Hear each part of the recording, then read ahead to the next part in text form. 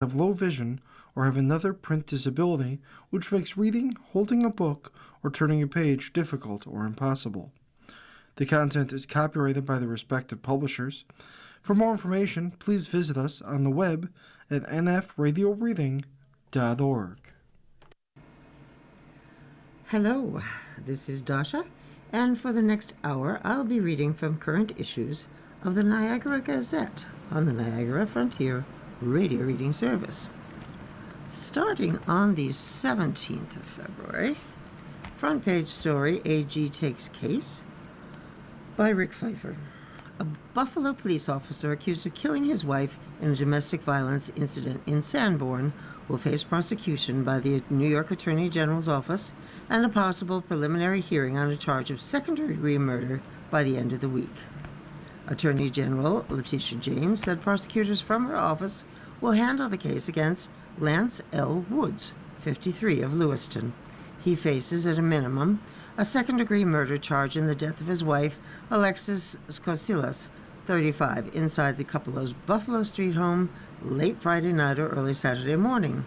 Additional charges are expected when the case is presented to a Niagara County grand jury in the coming weeks. Woods pleaded not guilty during an arraignment on the murder charge conducted Sunday at the Niagara County Sheriff's Centralized Arraignment Part. Town of Somerset Justice of Peace Pamela Ryder ordered Woods held without bail, pending a preliminary hearing in Lewiston Town Court. State law requires that defendants being held on felony charges receive a hearing within 5 to determine if there's probable cause for charges. As of Monday night, a date and time for Woods' hearing had not been set. A defendant has the right to waive their preliminary hearing if their case is scheduled to be reviewed by a grand jury.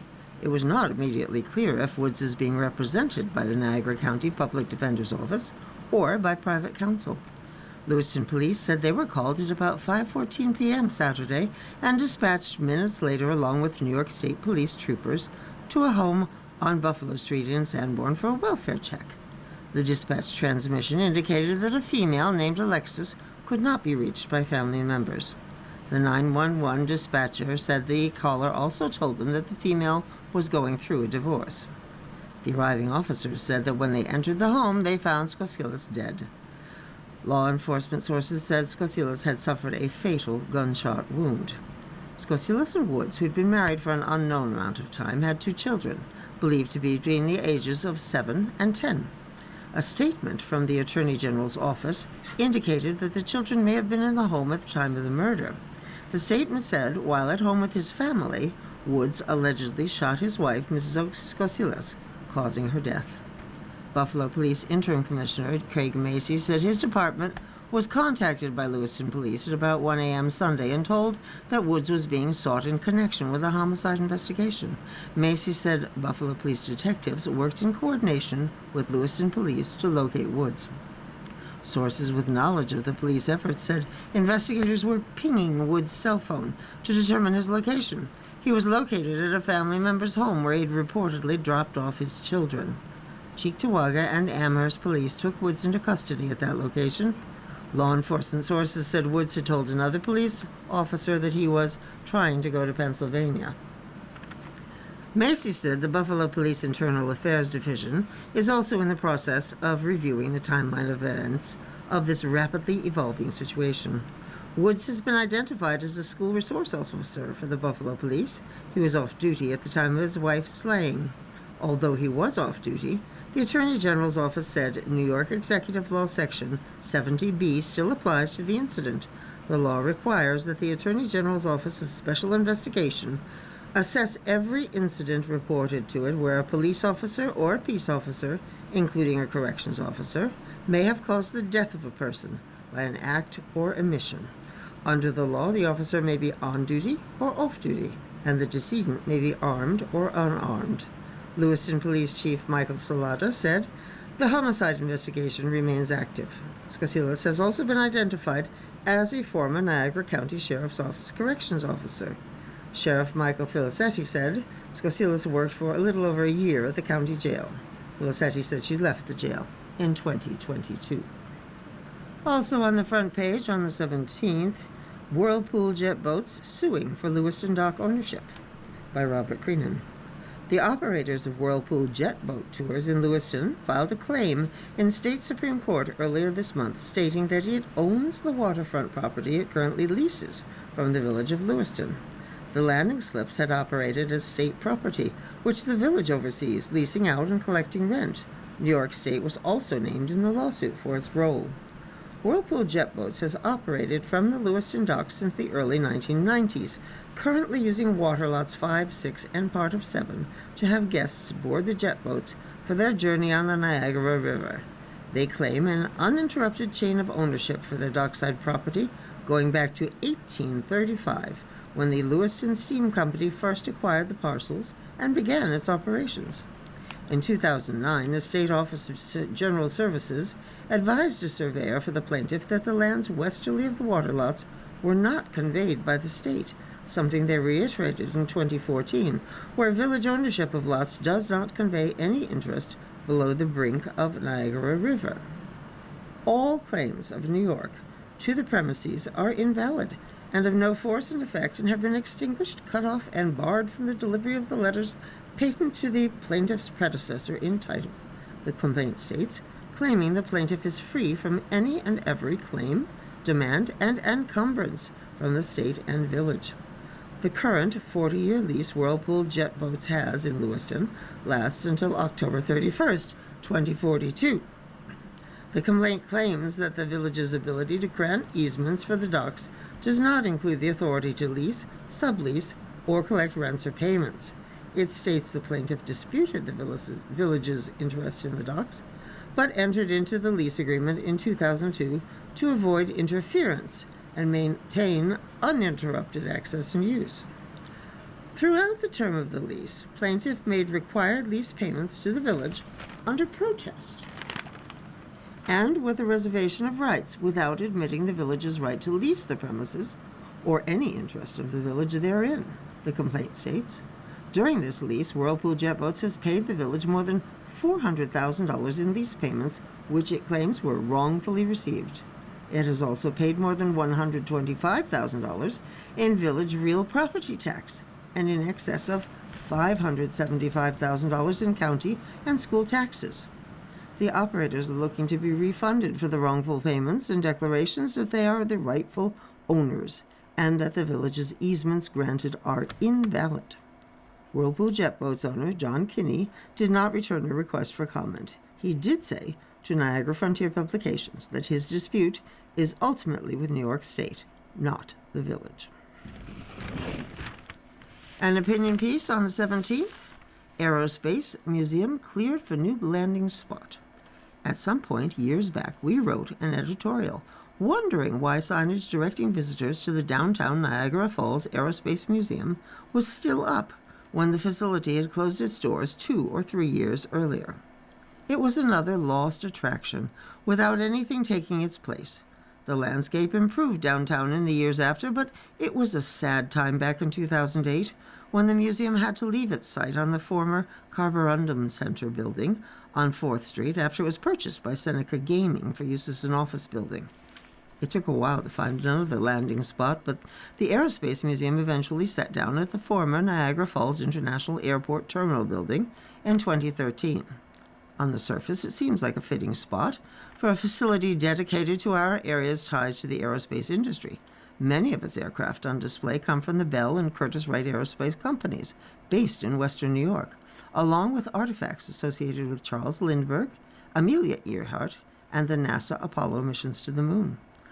Unfortunately, it's in a tough spot to draw tourists, somewhat off the beaten track for visitors who zero in on downtown Niagara Falls and the state park.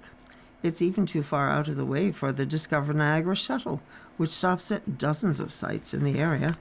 The former terminal itself also isn't ideal, says the Aerospace Museum's executive director, Lindsay Lauren Visser. Both its condition, which was constructed in the 1950s, and the fact that it was never intended to house a museum, work against the facility's future. With all that in mind, aerospace officials are bidding on a 3.1-acre site located on the hydraulic canal site between 1st, 2nd, Niagara, and Main Streets in downtown Niagara Falls. If selected, it would construct a new museum meant to have broader appeal and be a greater community resource, both inside and outside Niagara County. "We've got this great vision for the Aerospace Museum," said Executive Director Lindsay Lauren-Visser. "It would benefit from all the tourism and would ensure the museum's long-term stability." They have the support of State Assemblyman Angelo Morinello, who says it can help anchor further development and draw visitors from the State Park. "Niagara Falls already has natural wonders," Morinello wrote in a letter last week. "What it needs is a deeper story, one that connects with the roar of the water to the roar of jet engines and rocket launches.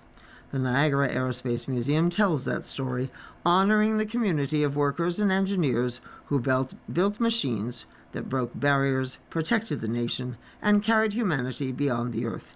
It is both our local and national legacy." We couldn't agree more. As Morinello said, downtown Niagara Falls needs attractions as badly as the Aerospace Museum needs a venue change.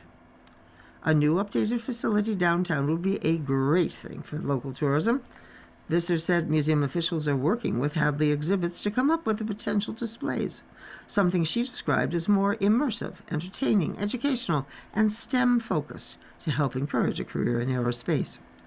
We're still awaiting word on the bid for the former hydraulic canal parcel downtown, and we know there are others with interest.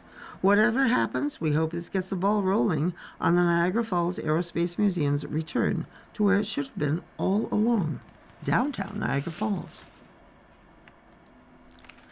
Looking at February 18th, the front page story has several interesting stories.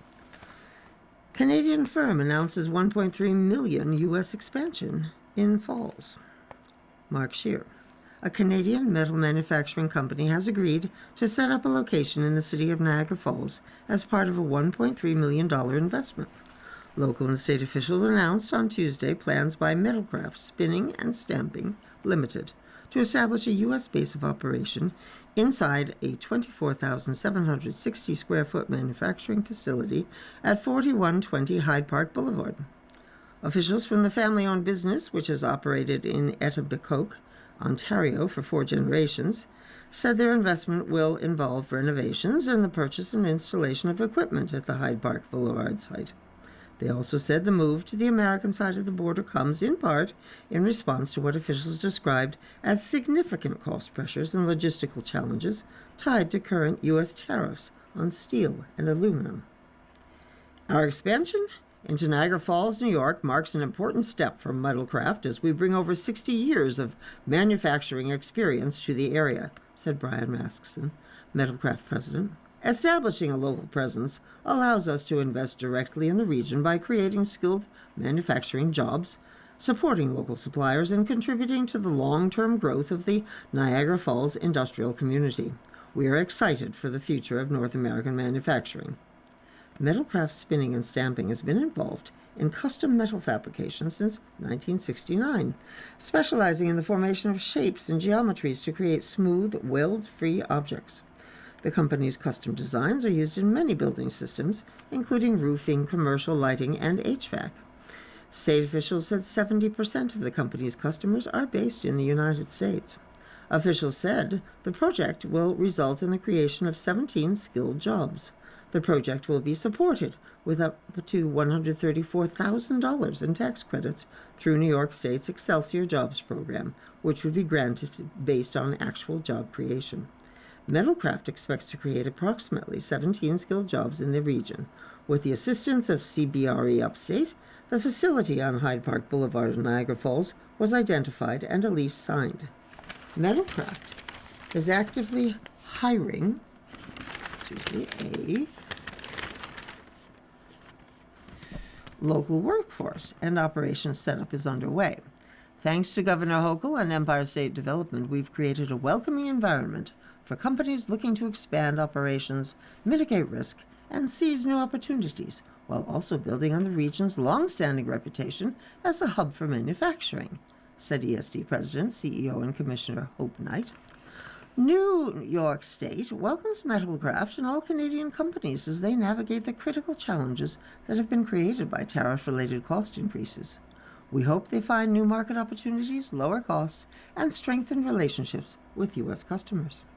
Middlecraft reports the new tariffs have directly increased its material and production costs while reducing its ability to remain price competitive in the U.S. market. State officials said the project will eliminate tariff-related costs and protect margins, improve logistics and reduce lead times for U.S. customers, strengthen relationships with existing partners, and open new market opportunities, and preserve and create manufacturing jobs on both sides of the border. You are listening to a reading of articles and features from the Niagara Gazette on the Niagara Frontier Radio Reading Service. Also on the front page on Wednesday, February 18th, No Appeal of CWM Landfill Decision by Robert Creenan. Chemical Waste Management's attempts to open a new hazardous waste landfill in Niagara County appear to have come to an end. The State Department of Environmental Conservation denied the permits in September, and the Hazardous Waste Facility Siting Board formally rejected the application in October. A 4-month appeal period from October 2nd through February 3rd has now come and gone with no appeals submitted.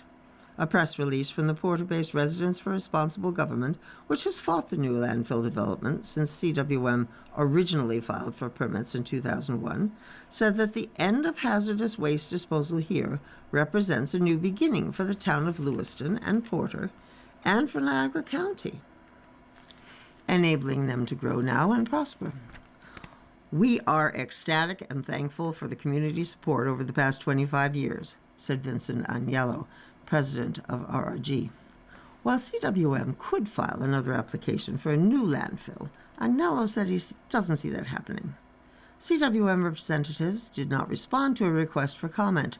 They did tell Niagara Frontier Publications that they are evaluating future plans for the site. CWM originally filed a new landfill permit in 2001 to build a new 43.5-acre, 6 million ton hazardous waste landfill in Lewiston and Porter on 710 acres at its model city facility at 1515 Balmer Road. It would have been next to a 5 million gallon landfill it operated from 1972 until 2015. It would have required 500,000 trucks passing through Niagara County and the Lewiston-Porter Central School District to drop off the waste. The previous landfill brought in the waste from all 48 lower states, Puerto Rico, and Canada.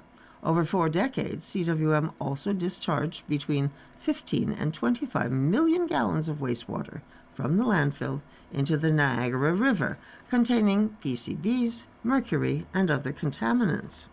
In its decision, the Siting Board concluded that there is no current or near-term need for increased capacity for hazardous waste management. The proposed RMU2 landfill did not conform to siting criteria, and CWM failed to demonstrate that it's necessary to the public interest. There's no need for another hazardous waste landfill, Agnello said with the RRG release, noting 17 other hazardous waste landfills in the U.S. have sufficient capacity without this new one. Building another one doesn't make sense. In 2010, the DEC adopted a statewide hazardous waste siting plan, which had reached the conclusion that there's no need for additional hazardous waste landfill capacity. Proceedings for this round of DEC hearings took place from 2015 through 2024, covering such topics as the landfill's impact on the local economy, air quality, geology, truck traffic, and local real estate values. And one more front page story from the 18th. Mission upgrade. Niagara Falls Air Base breaks ground for new KC-135 training space by Robert Creenan. In a year and a half's time, the Niagara Falls Air Reserve Station will be home to a new pilot training facility for not only those stationed in Niagara Falls, but also for those throughout the entire Northeast. The 914th Air Refueling Wing held a groundbreaking ceremony Tuesday for the $6.3 million boom operator weapons system trainer facility, located in Building 321 on the base grounds. A full-motion simulator will be in a large box on hydraulic shocks, enabling pilots to practice flying, taking off and landing, as well as refueling other aircraft. 914th Commander Colonel Ryan Mowers said the space housing the future training space was originally slated to hold an AC-130 simulator a decade ago, But as the unit transitioned to operating KC-135s, that project was put on hold and eventually shifted. It's a crucial part of their training, Mowers said, with each pilot required to go through training once a year. Another training simulator in the same building will be for boom operators involved with refueling other aircraft while in flight. The Butt Construction Company of Dayton, Ohio, was awarded a $9.1 million contract last August to build a 2,500 square foot building addition for the simulator. It is also possible this new facility could be converted to accommodate a newer Boeing KC-46 Pegasus aircraft, which Mowers said, saying some other installations are converting for that. Right now, the closest airbase that has this training facility is in Pittsburgh, with Niagara County pilots also traveling to Tampa for training. Having such a training space not only keeps cadets in the area, but also brings in outside pilots, resulting in a boost of economic activity through their spending in the region. It becomes a normal training device for our pilots, Mowers said. If you're not scheduled to fly, you can have a winter weather experience. One of the most recent missions 914th pilots took part in was spending 130 days from April through August last year supporting American aircraft and their allies in the Middle East. This is one of several upgrades the Air Base has undergone over the past few years. It had received $54 million from the 2026 National Defense Authorization Act for a combined operations alert facility, enabling airmen from both the 914th and 107th Attack Wings to mobilize in one location, along with $16 million from the Military Construction, Veterans Affairs, and Related Agencies Appropriations Bill, and $2.8 million for design and planning work. The base had opened a new front gate in May 2024 and installed an underground piping system for refueling the K-135s. The 10,600-foot-long runway had been due for an extension, but Niagara Military Affairs Council Chair Mike Zimmerman said that's a few years away from getting done. "These projects keep our readiness going," Zimmerman said, adding they work to make themselves a priority to federal funding. "Whether it's our runway, whether it's our alert facility, whether it's a simulator, they all go toward our readiness in supporting our nation's defense." Moving on now to Thursday, February 19th. Front page story, Restaino, new Rapids Theater odor expected soon, by Mark Shear. Some good news is coming on the ongoing revitalization of Main Street in Niagara Falls, according to Mayor Robert Restaino. During an appearance on Wednesday on the Viewpoint talk show hosted by Tom Darrow on WEBR AM 1440, Restaino said, "The city is closing in on an agreement with private developer for the Rapids Theater, the indoor concert and event center that has been closed since 2024. As part of the entire Main Street revitalization, there have been a couple of groups that have gone through it, several groups, I should say," Restaino said. "The last two have gone through and really done a real in-depth engineering review of the building to see what it would take in terms of renovation. So we're pretty confident that we should have that building in the hands of a private developer within the next couple of weeks." The city's Urban Renewal Agency, with authorization from Niagara Falls City Council, agreed in July 2024 to use the $1.5 million in tribal casino funding to buy 39 Main Street properties still owned at the time by an investment group called the Blue Cardinal Capital. While the Rapids Theater was not owned by the same entity, it was acquired by the URA as part of the deal. The theater, which was built under the name the Bellevue Theater in 1921, most recently operated as a venue for primarily concerts under its former owner, Lewiston businessman John Hutchins. The venue closed amid a federal investigation into the use of funds from COVID-related loan programs by Hutchins and a business partner. Hutchins and the business partner, Roberto Solomon, were convicted of conspiracy to commit wire fraud and bank fraud. Hutchins was sentenced to serve 14 months in prison, while Solomon was sentenced to serve 20 months. Both men were also ordered to pay full restitution to the Small Business Administration and the victim banks. Promising talk by the mayor about the potential reopening of the Rapids Theater follows last year's announcement about plans for a $17 million makeover of another iconic Main Street building, the former Jen's department store, at 1708 Main Street. The project is being backed by a development team including attorney-developer Jason Yachts, investor Gerald Kelly, and architect James Baptiste. If this comes to pass, now we're starting to build that kind of momentum on Main Street that will help us revitalize and change it, Restaino said.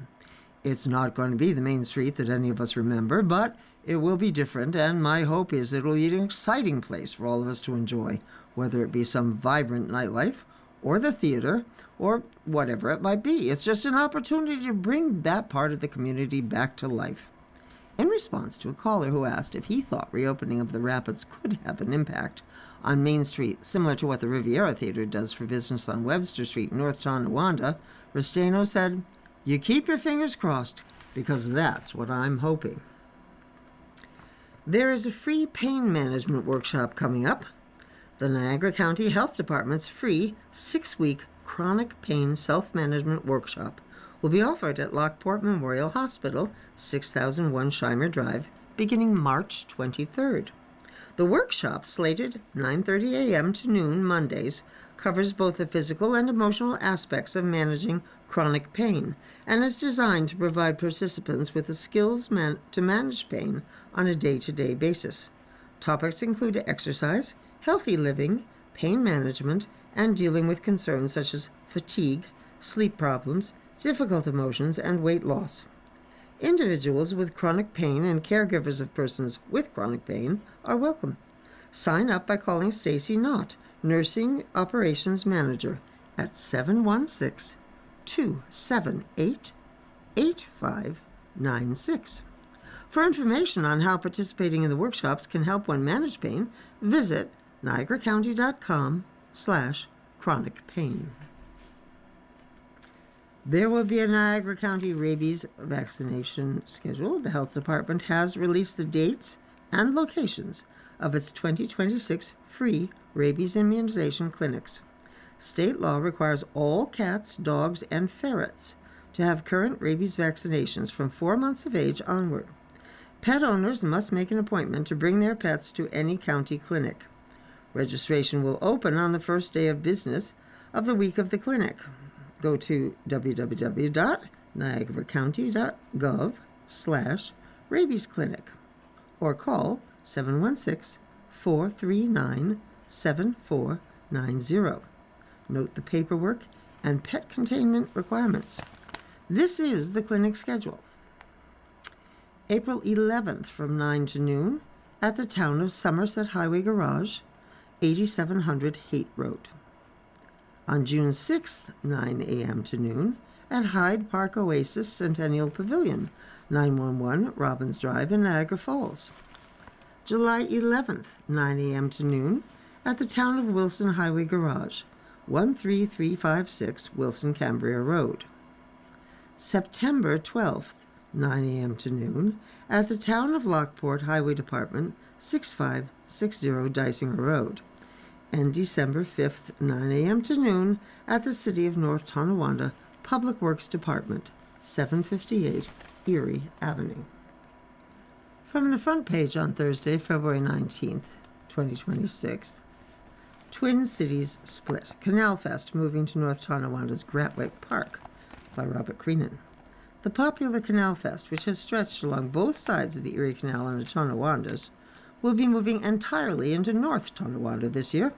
Organizers and the city confirmed the festival will move all of its events to Gratwick Park along the Niagara River. The 8-day-long festival takes place from July 19th through 26th. The North Tonawanda Common Council approved the change at its meeting on Tuesday. Festival Vice President Rick Meyer said when he and President Pete Chenier met with the Tonawanda Common Council, they were told they would be responsible for covering event costs this year, which include police and public works overtime costs. They speculated that the amount could be as much as $70,000 this year for the 8 total days, something they could not afford, having paid as much as $35,000 in years past. They also gave themselves a deadline of Wednesday last week to include Tonawanda for this year. When that deadline came and went without a decision from that city council, they knew they had to change venues. North Tonawanda has always been open for us to have the event down there, Meyer said. They were able to get away with having rides on Tremont and Columbia Streets in North Tonawanda last year, but the city wasn't happy with them, having told them not to put rides in the downtown area. This will allow us to enhance the event because we'll have the whole campus in one area, Chenier said. Festival activities have long stretched both sides of the Erie Canal that separates Erie and Niagara counties. The past few festivals had events to go along Main, Niagara, Canal, and Adams Streets in Tonawanda, and Sweeney, Webster, Tremont, and Columbia Streets in North Tonawanda. The festival was canceled for 2020 and 2021 due to COVID-19. It was originally canceled for 2023 as organizers wanted to reinvent the festival, but they were able to put it on as expected after the local administration was able to provide some financial aid. Tonawanda city officials had approved events for last year's festival on its side of the canal for 6 of the 8 days of the event. Past activities at Canal Fest have included a lumberjack show, a chainsaw carving demonstration, a car cruise, a parade, a diaper derby, amusement park-like rides, and an arts and crafts show. North Tonawanda Mayor Austin Tylek said organizers presented the dates they want to hold the festival and are looking to get proper approvals to move forward. The city's fire and police departments will be on hand monitoring the festival and will be paid overtime when needed, and the parks, water, and DPW will be involved with event maintenance. Gratwick Park is no stranger to large events, Tylek said, adding that he will meet with festival organizers and city department heads to make sure they can provide help where needed. It's up to the committee to do what they want to do. The city won't get in the way of major changes. Meyer, who runs the craft show portion of the festival, said that in the time since they announced the venue change earlier this week, they had well over $17,000 worth of show applications come in. They are also looking to bring in some new events and nonprofits to be part of Canal Fest. That's what Canal Fest is all about, Meyer said. It's all about raising money for the nonprofits. As for whether this will be the new permanent home for the Canal Fest, Chenier said he always appreciated the collaborative aspect of the Twin Cities for this event and can hopefully return to the canal. Nothing is final in today's day and age, Chenier said. You are listening to a reading of articles and features from the Niagara Gazette on the Niagara Frontier Radio Reading Service.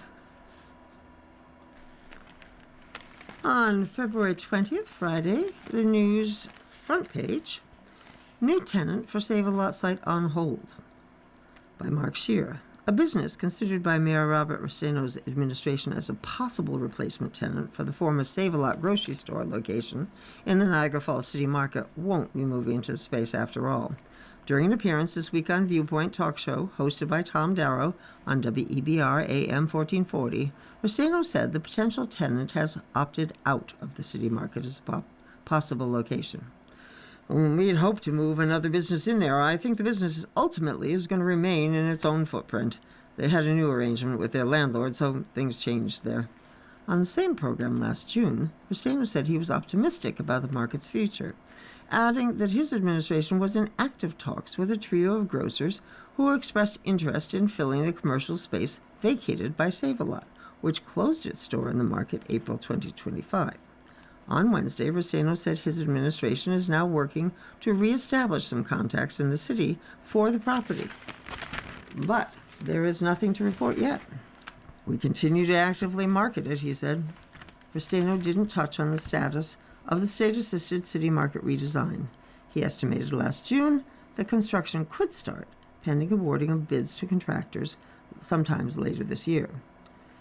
Local and state officials announced in March 2024 the infusion of $19 million in state funding to breathe new life into the treasured market.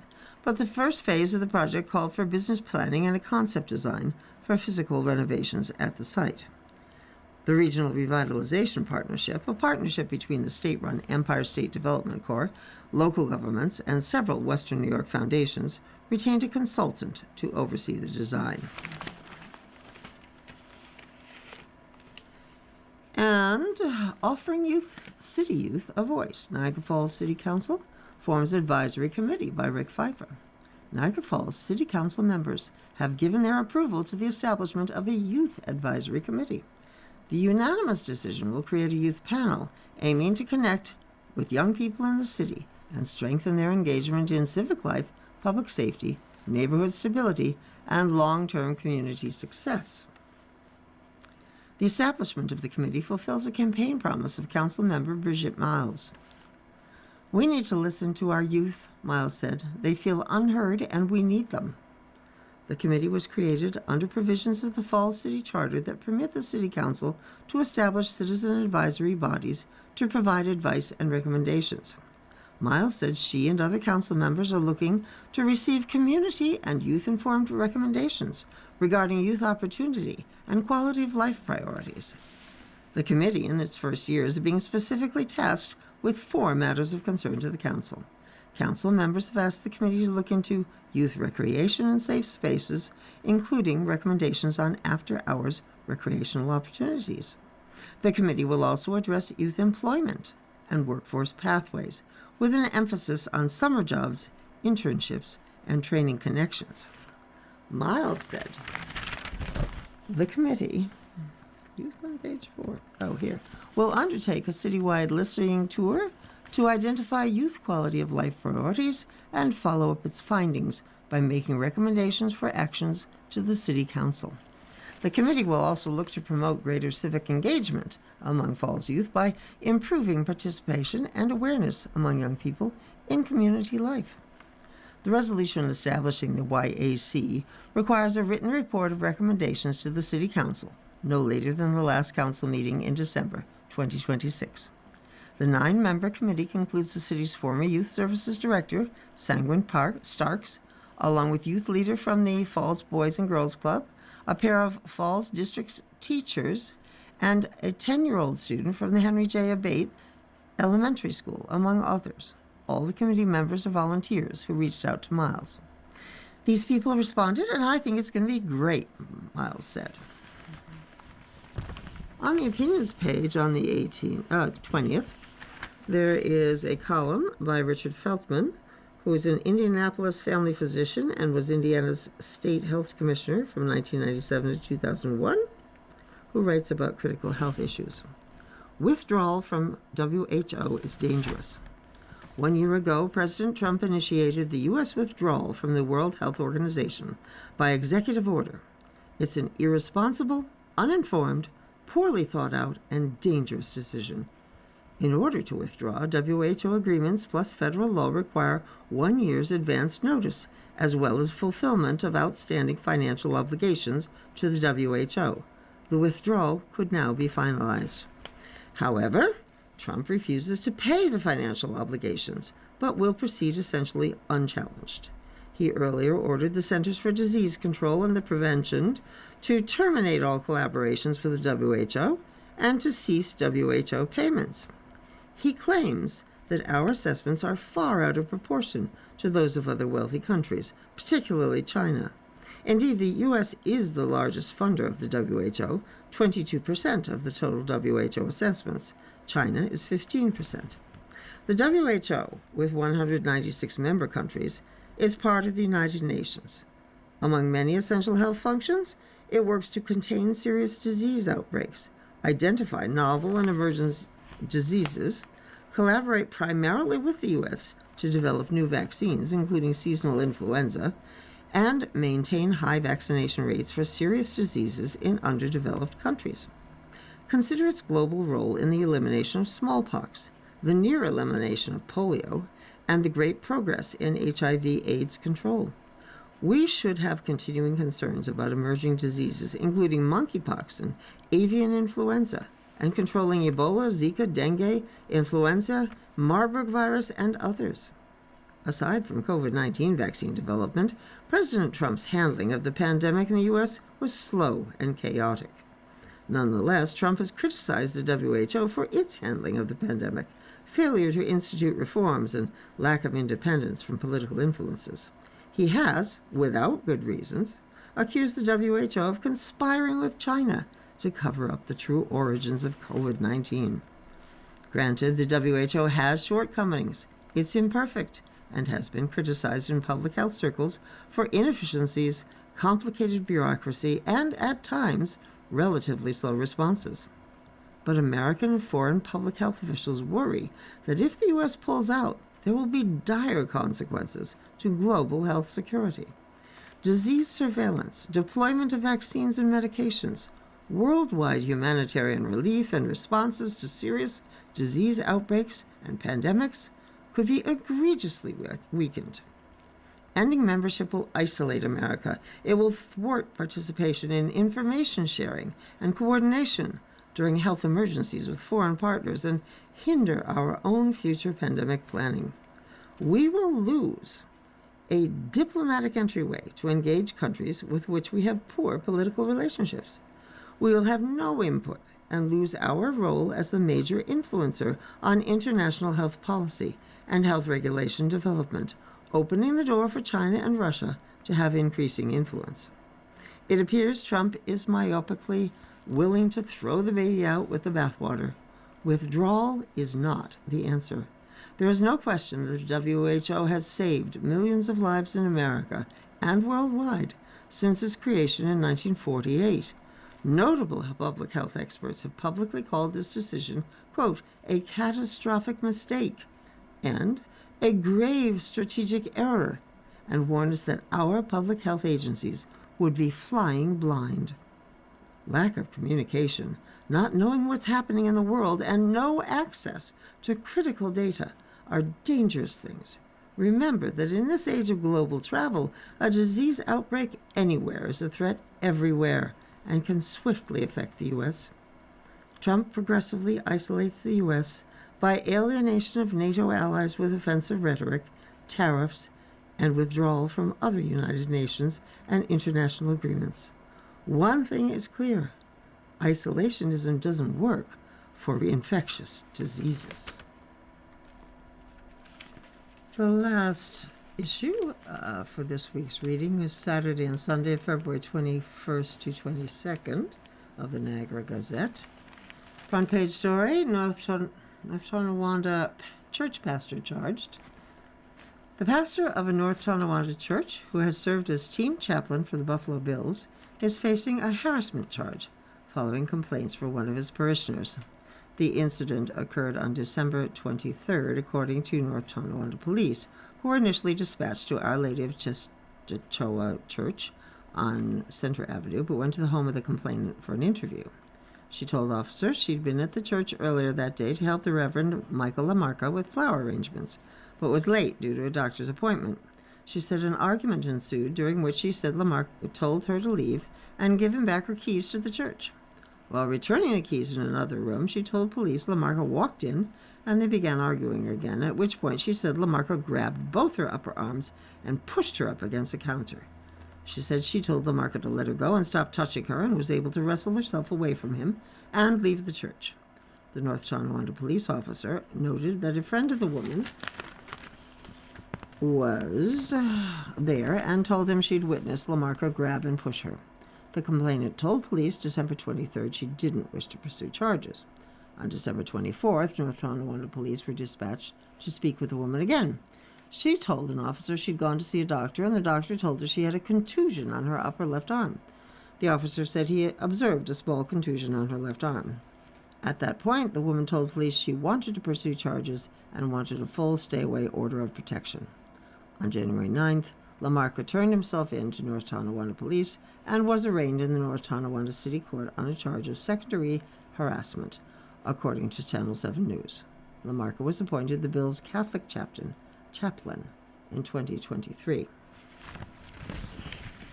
There is a Cheers and Jeers column on the opinions page.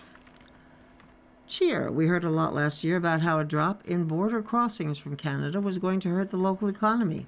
In terms of 2025 sales tax collections, the news was good.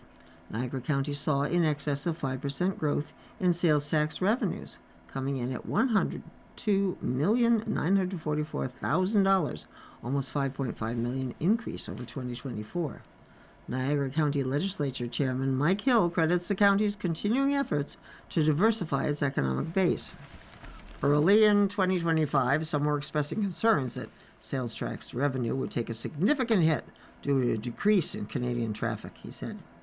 Instead, We ended up with a very robust year thanks to aggressive tourism marketing in the Northeast and our economic development efforts to expand the commercial base. The key is having a diverse economy so no one sector can overly impact sales tax revenue. Worth noting is Niagara Falls hotel, restaurant, and utilities sales tax receipts. They also increased from 2024 to 2025, but only by about $252,000. The tax collections, which are heavily dependent on spending at hotels and restaurants, were likely impacted by the situation at the border, triggered by ongoing tariff and diplomatic tensions between the U.S. and Canada. You are listening to a reading of articles and features from the Niagara Gazette on the Niagara Frontier Radio Reading Service. Another cheer. There's still a couple of days left to stop by the Niagara Falls Convention Center and check out the Greater Niagara Fishing Expo, which wraps up on Sunday. It's the largest fishing show in New York State and is considered one of the premier angling events in the Great Lakes region, with more than 170 exhibitors involved. The Greater Niagara Fishing Expo is a place where every angler, no matter their experience level, can come to learn, connect, and get inspired for the season ahead, said Frank Campbell, Director of Outdoor Promotions at Destination Niagara USA. Fishing education is at the heart of what this event's all about, and that's what makes it truly unique. Tickets and seminar schedules are available at niagarafishingexpo.com. The convention center is at 101 Old Falls Street. Another cheer, the 914th Air Refueling Wing held a groundbreaking ceremony for the $6.3 million boom operator weapon system training facility. As 914th personnel pointed out this week, the investment will not only benefit airbase staff, it will also bring in outside pilots, resulting in a boost of economic activity. It's an important upgrade to the airbase that's vital to the local community. And a jeer. This isn't a knock on Canal Fest. We're still looking forward to spending part of the summer enjoying a premier Western New York event, but we can say with certainty that this year won't feel the same. First off, this won't be a Twin Cities festival. It's moving entirely to North Tonawanda this year. Secondly, the 8-day festival kicking off July 19th isn't taking place at the Erie Canal in North Tonawanda. It's moving along the Niagara River to Gratwick Park. The festival has a long stretch along both sides of the canal that separates Erie and Niagara counties, and we've seen changes in recent years, but this will be a big one. We're sure we'll still love all the events, rides, and activities that go along with Canal Fest. We're also sure we're going to miss all that downtown North Tonawanda and City of Tonawanda have to offer along the canal and spots like Webster Street and Gateway Park. Another front page story from the Saturday and Sunday edition of the Gazette, Real Niagara, R-E-E-L, by Mark Scheer. In his latest acting role, Bill Kennedy had the pleasure of sharing some screen time with legendary Buffalo Sabres tough guy Rob Ray.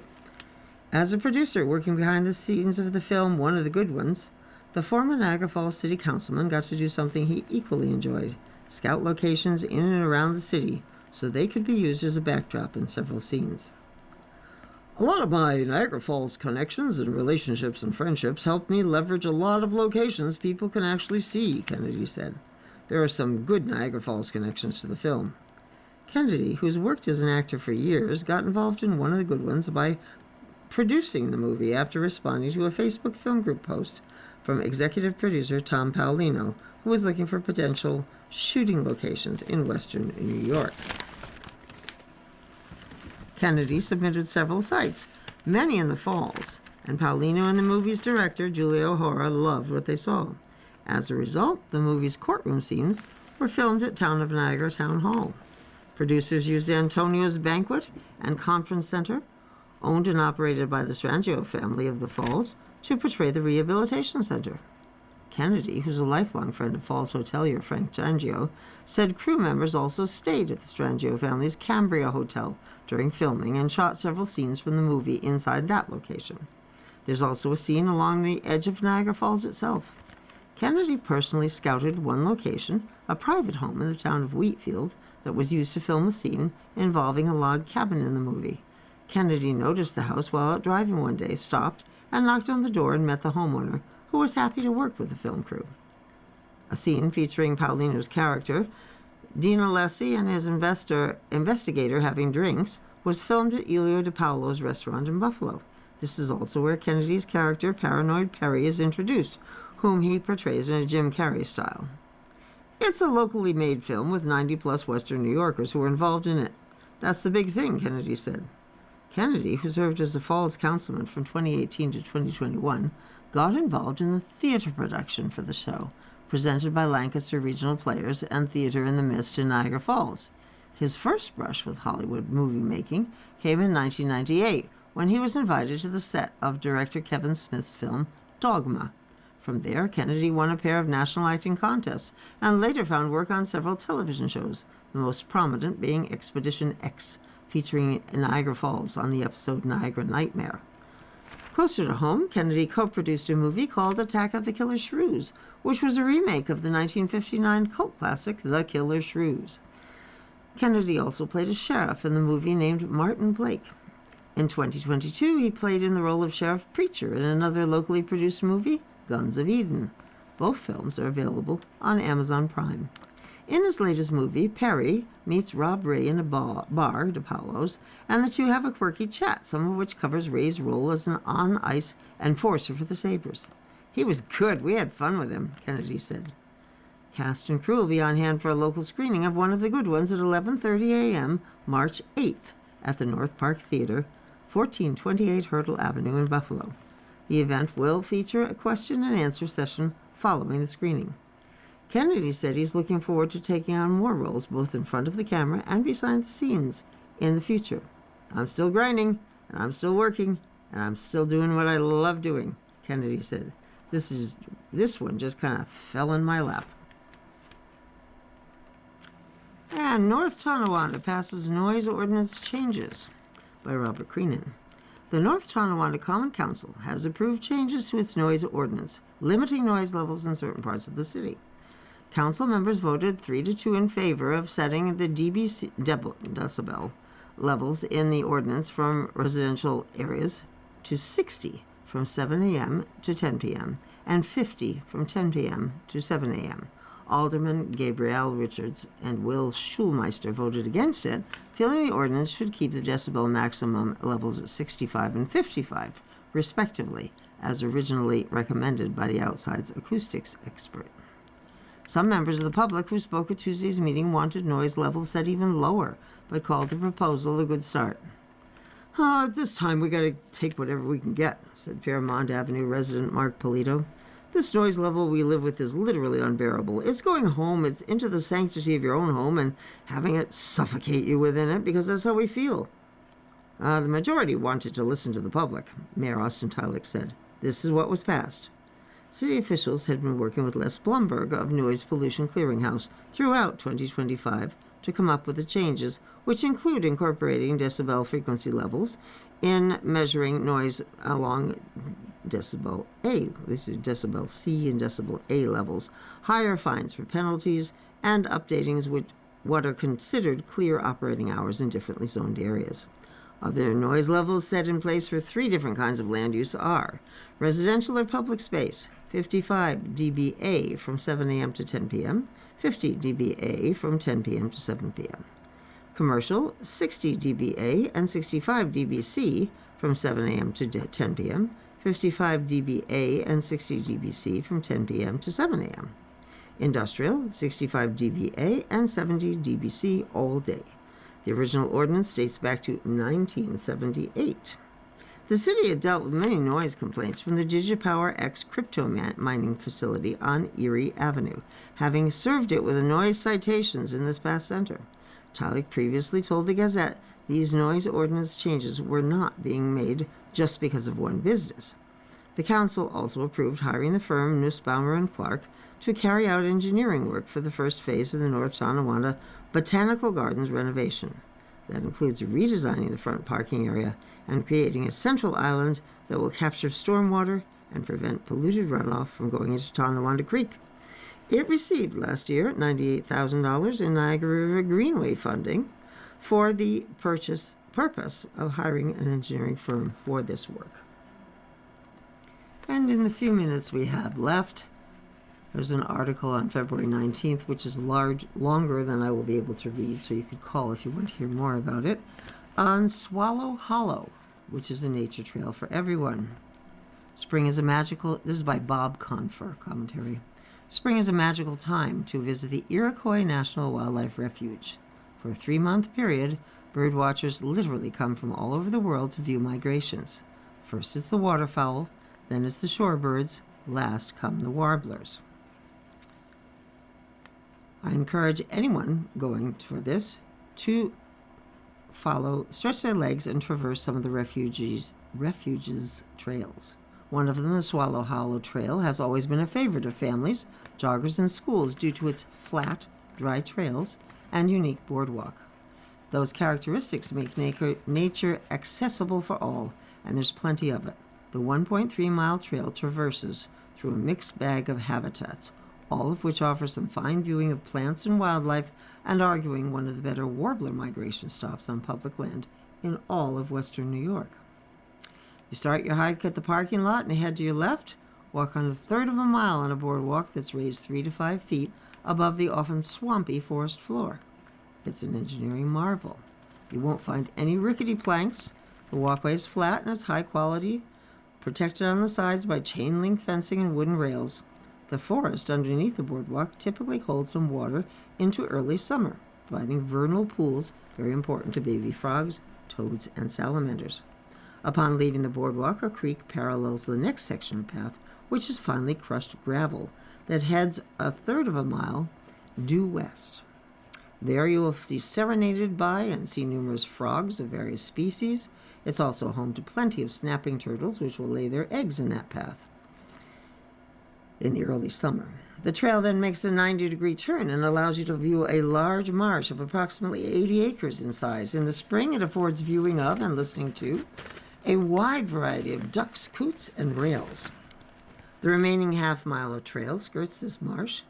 Excellent forests on your left, some of them deciduous, featuring large oaks of excellent size, and other places you have mixed forests with some nice stands of spruce trees, before coming to a few hundred yards of boardwalk that'll lead you back to the parking lot. It's that variety of habitats, old-growth forests, mingling with various wetlands, that makes for excellent bird watching, especially in the spring. Thousands of warblers will descend on this site, and on any given hike from late April to early June, you could count a dozen species of the butterflies of the bird world. The treetops are also home to pileated woodpeckers, which are the size of crows, hawks, grosbeaks, and orioles. It's really a bird lover's paradise in season. Also, the soil is rich along Swallow Hollow, meaning wildflower enthusiasts can see a wide range of flowers from trilliums to May-apples to ginseng. May is an especially delightful month. It's family friendly. It's a trail that's incredibly popular with dog walkers, and the boardwalk is truly handicap accessible with a ramp leading up to it. So that last point makes it the finest and wildest trail in the region for anyone who uses a wheelchair or powered chair. To get there, at Route 63 and Route 67 Junction in Alabama, head north on Route 63. Just over a mile from there will be Roberts Road. Take Roberts all the way on your right to the end, and then turn left onto Knowlesville Road. When you go over Oak Orchard Creek, you'll find the Swallow Hollow parking lot. The driveway can sometimes seem hidden as forest growth can obscure the primary sign, but there's also a small sign on your right pointing to Swallow Hollow. It can hold more than 20 cars. You have been listening to a reading of articles and features from current issues of the Niagara Gazette. We read from the Niagara Gazette every Saturday at 11 a.m. Your reader has been Dasha. Thank you for listening. Coming up next in the Niagara Frontier Radio Reading Service, we have a reading of the Dunkirk Observer. Following that at 1 o'clock, we have a reading of some of our Northtown Bee papers, including Amherst, Clarence, Cheektowaga, Lancaster, and Depew. And then at 2 o'clock, we have the Southtown Bees, which includes Orchard Park, the Hamburg Sun, the East Aurora, and West Seneca papers. Stay with us for these readings and more. You're listening to the Niagara Frontier Radio Reading Service. Radio Reading broadcasts daily readings 24 hours a day of newspapers, magazines, and books to people who are blind or have a print disability and are provided reading radios. Radio Reading's broadcast signal is provided at no charge by WNED. From broadcast studios at 1199 Harlem Road, Radio Reading continues our almost 40-year tradition of award-winning service. For more information on the Niagara Frontier Radio Reading Service, Call 716-821-5555.